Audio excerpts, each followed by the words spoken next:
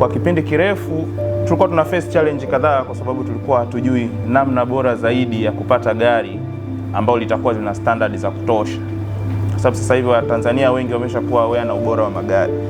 Lakini baada ya Jema Auto kuintroduce hii system, nasi pia tumekuwa ni moja kati ya wanufaika wa kwanza.